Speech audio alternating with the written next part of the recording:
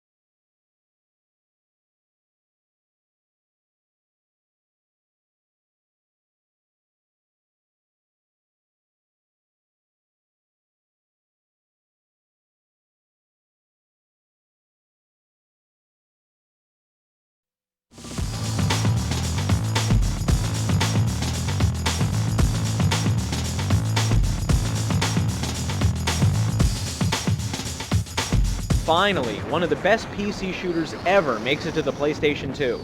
But HalfLife isn't just another PC port. With two brand new multiplayer modes and an extraordinary visual facelift, HalfLife breathes new life into the PS2 game library. HalfLife's story is key.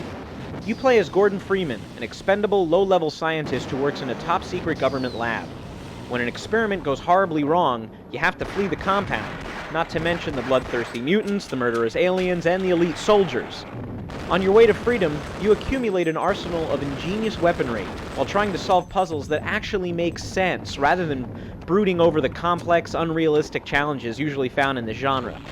The story's intense, with a lot of cool twists in the plot and in the objectives, which makes you want to play all the way to the surprise ending.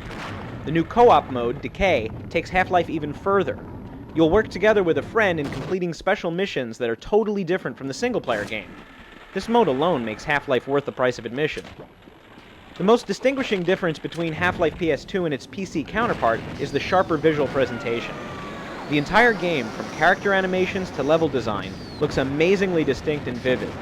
Plus, the slick sounds like weapon effects, talking soldiers, and groaning creatures have all remained intact, which add to the overall experience. Gamers can choose to control the game with either the DualShock or a USB keyboard and mouse combo. Both can be customized to your preferences, complete with auto-targeting, strafing, and other essential moves. The only drawback is the inconsistent auto-targeting. In truth, you're better off not using it at all. Although the original game is over 2 years old, HalfLife for the PS2 is worth the wait. The story can't be beat, the gameplay is as challenging and addictive as it was when it first came out, and the new game modes are just frosting on top of one of the best shooters of all time.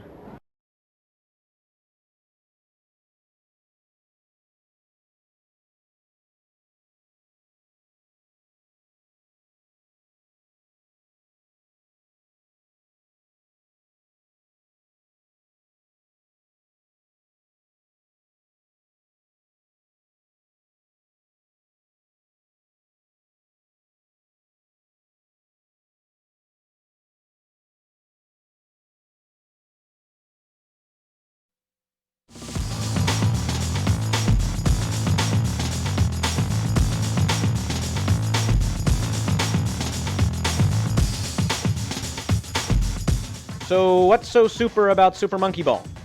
The added multiplayer games that turn this enhanced arcade port into one of the best party games ever. Super Monkey Ball contains the entire original arcade game, plus a variety of mini-games that up to 4 people can play at once. For those new to the jungle, Super Monkey Ball puts you in control of a chimp trapped in a clear sphere. In over 100 maps, you guide your hairy friend through narrow paths and steep inclines, while trying to collect bananas and reach goals. The simple gameplay is complemented by basic controls. You just use the analog stick to move. The bonus is the slew of multiplayer games, which make Super Monkey Ball a blast. You can compete in 18 holes of miniature golf, 10 frames of bowling, precision 9-ball pool, fast monkey ball racing, and many other fun events. Although not completely stunning, Monkey Ball's visuals are impressive.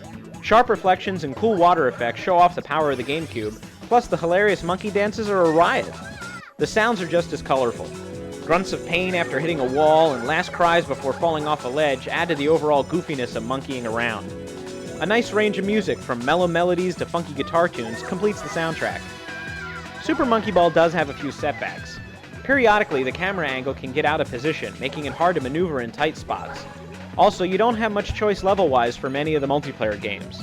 Still, with so many games that you can play with friends and an arcade-perfect port of the entire original game, including a few GameCube-only levels, Super Monkey Ball should be one of the first games you pick up for Nintendo's newest system.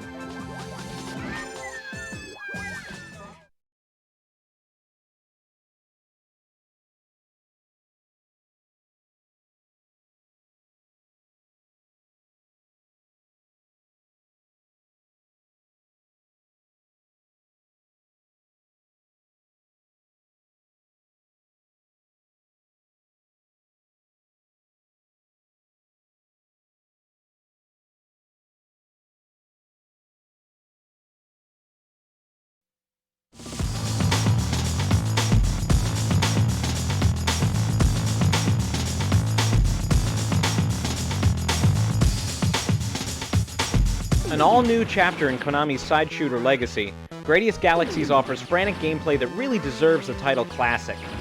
More than just a retro replay, Galaxies offers 8 very large and very challenging levels. You may need to tweak the adjustable difficulty down a peg or two, or at least enable auto-fire for some of your missions. The plot's nothing to scream about. There's apparently a new bad guy from the next galaxy over and you gotta put him in his place or something. But the gameplay is everything it should be. The levels are full of treacherous caverns, deadly lasers, nasty aliens, and screen-filling bosses. There's one section where you must fly through the core of a rotating asteroid, and that's only on level 1. Suffice it to say that you'll need the game's infinite continues, and it's a good thing the game automatically saves your progress. Gradius' trademark upgrade system, which allows you to save up power-ups to cash in for the special weapons you personally prefer, is enhanced by 4 distinct weapon loadouts. The control is sharp, but depends greatly on how many speed-up upgrades you've acquired. The ship feels sluggish without at least one. The crisp graphics hold up fine on the small screen and feature some nice effects like lightning bolts, but the music is standard, forgettable fare. However, that's not enough to keep serious space shooter fans away. Gradius Galaxies more than satisfies your inner Twitch gamer on the Game Boy Advance.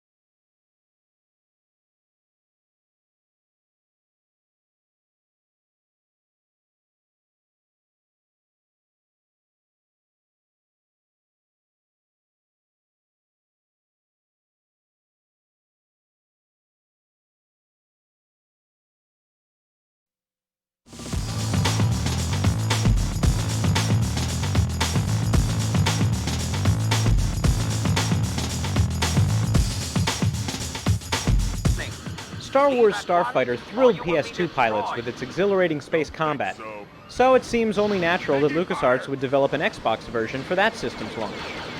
Fortunately, Starfighter Special Edition is no mere port. It'll actually be an enhanced version of the game that adds a whole new 2-player element. Special Edition's multiplayer lineup is packed with 6 Capture the Flag arenas, 3 canyon racing levels, and standard dogfighting on any of the levels. In the preview version, however, the multiplayer matches all felt a little forced, involving endless loops as you try to track your opponent. Hopefully, the developer, Secret Level, can tune that and the long load times before the game goes final. On the one-player side, some higher-res textures should make for some slicker graphics, but the missions will otherwise be identical to those of the PS2 original. Some new territory will come in the form of 5 new bonus missions, including a 2-player co-op mission. To make the action more exciting, the lasers have been tuned to be more powerful, and 1 missile power-up will be available on each sortie. Controls already felt comfortable, and the voice acting, like the original, sounds bold, crisp, and professional. Starfighter Special Edition should deliver some space combat sizzle for the Xbox launch.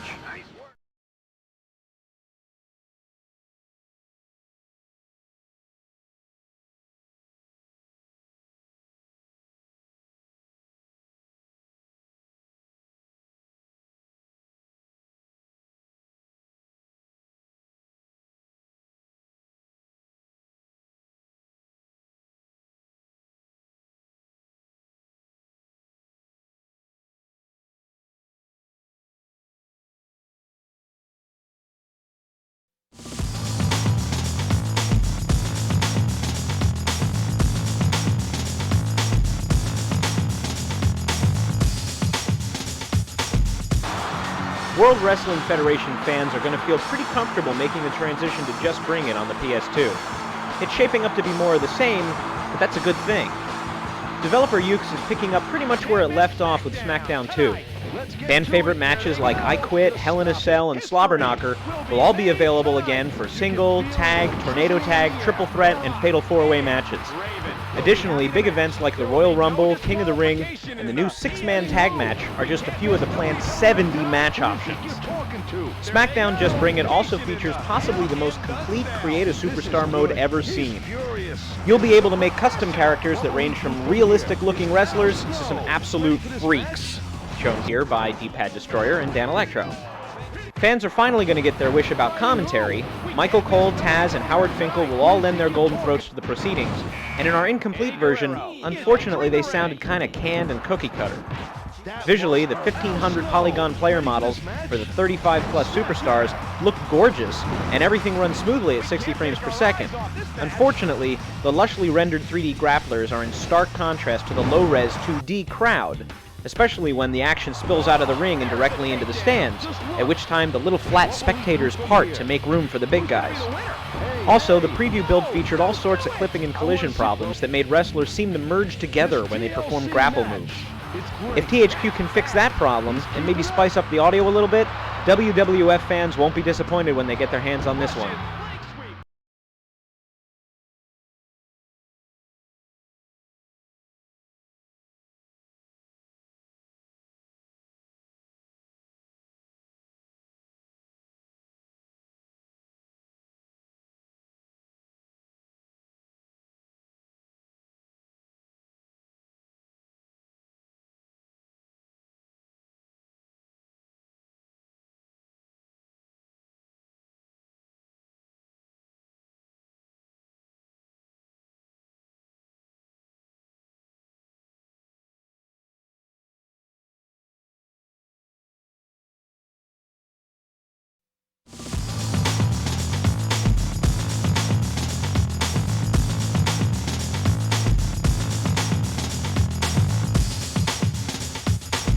It ain't easy being dead, or having no jaw or stomach, but it sure is fun.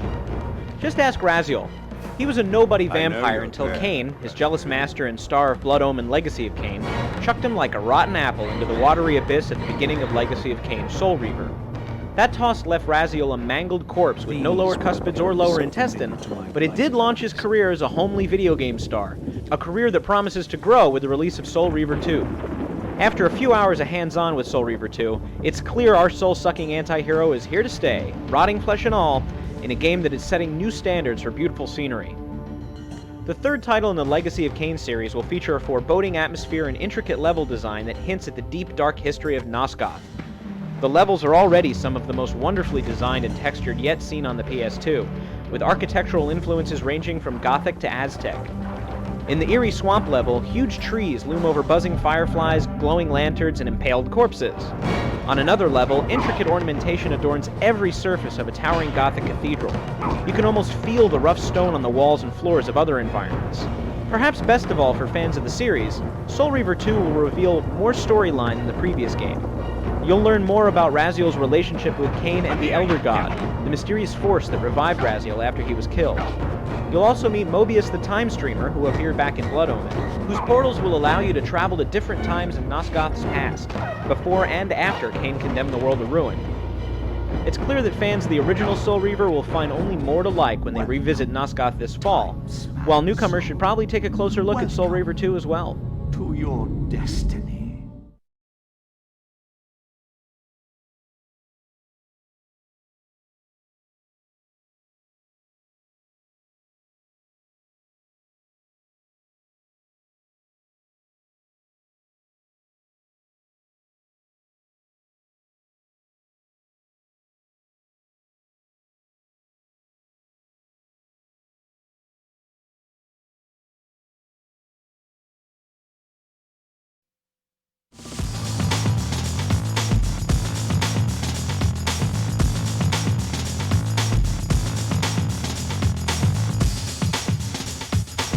Let's say you're Nintendo.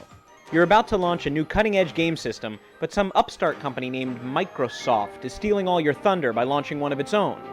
So you're waving your hands in the air and screaming, "Look over here, we're back, we rule!" Well, if the words aren't effective, you probably prove it with a game that takes characters from every freaking one of your most popular franchises and hurls them into one huge, ridiculous 4-player brawl. And Super Smash Bros. Melee is that brawl. See Mario, says the GameCube. See Pikachu, see Samus, and those 2 lovable Eskimo weirdos from Ice Climber that nobody remembers? Have you taken your fill of Kirby, Yoshi, Star Fox, and Link? Well, says the GameCube, you ain't getting them anywhere else. The original version of Super Smash Bros. On the N64 was one of the system's best multiplayer games, and Melee doesn't mess with that formula. Except by adding over a dozen new backgrounds, a ton of new characters, 30 new items, a single-player quest, and a 64-player tournament mode. Oh yeah, and the game also will come with an exponential increase in graphical punch, courtesy of the GameCube. Think you can handle it? Super Smash Bros. Melee ships in December.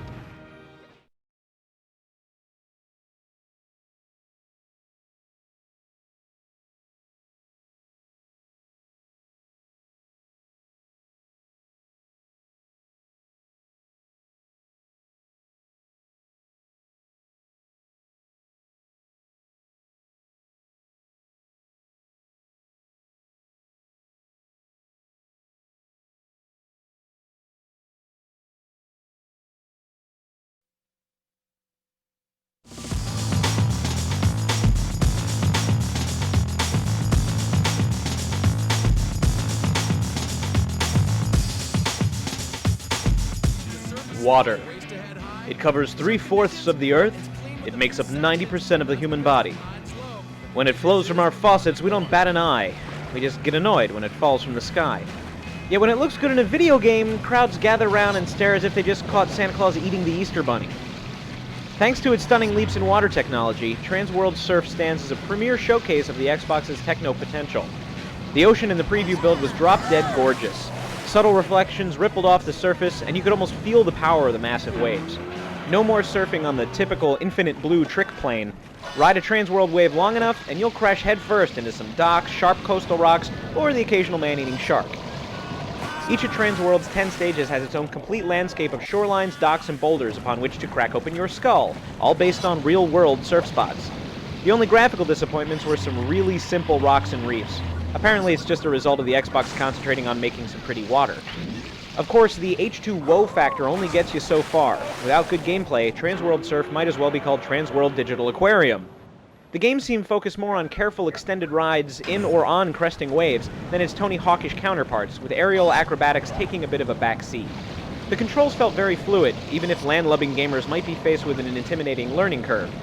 This is one game that could definitely use a tutorial mode. Transworld Surf is shaping up to be one of the Xbox's biggest early surprises. Unless Infogrames magically manages to undo what they've already accomplished, it looks like the only snag that could sink Transworld is how deep its oceans run, and how long you'll want to catch the wave.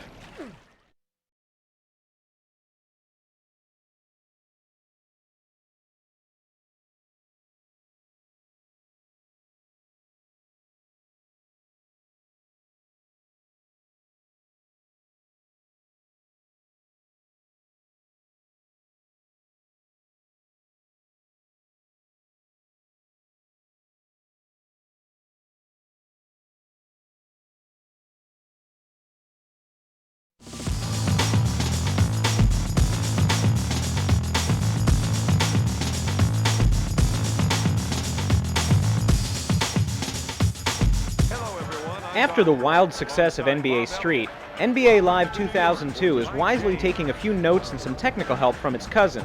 While there is no way EA Sports could have incorporated the over-the-top antics of Street into the Live series, they are attempting to strike a good balance between intuitive controls and the wow factor, while maintaining the all-important simulation aspects of Live. The preview copy felt noticeably different than last year's model, with controls that seemed more sluggish at first, but felt natural after just a few games. The game has been rebuilt practically from the ground up, with the visuals getting the most noticeable upgrade. Character models are beefier and had a greater resemblance to the actual players, right down to facial hair and tattoos. The player animation was perhaps the biggest presentation improvement, as every dribble, crossover, and dunk was rendered in a smooth, natural manner. There are over 50 new dunk and post-facial celebration animations alone. The developer, EA Canada, went through great pains to make sure there were no jarring transitions in the movement of the players that would break the illusion of reality. Improvements even extended to the basics. Would-be big shots can look forward to a new franchise mode, which puts you in the role of a general manager who's running the team, studying scouting reports and drafting rookies up to a maximum of 10 years. Of course, the game will also feature every NBA team, complete player rosters, and realistic renditions of the arenas. With all the new PS2 basketball games due out this year, NBA Live 2002 is going up against its toughest competition yet, but so far, it looks like it's going to be up to the challenge.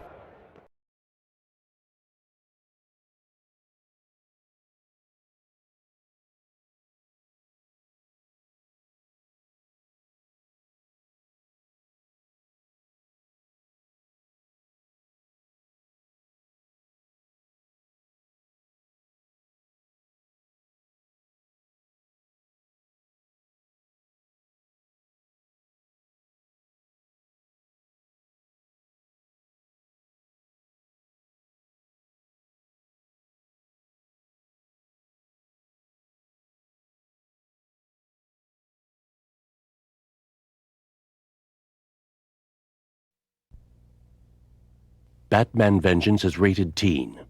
Takes a dive and then we string him up and drop him in the drink. Any questions?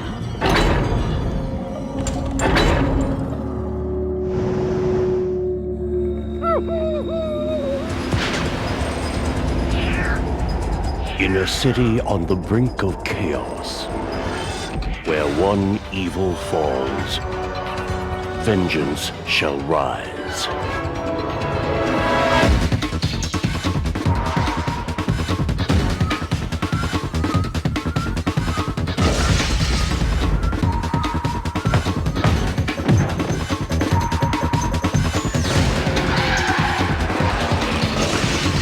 Enter the world of Batman as you've never seen it before. Hope is death.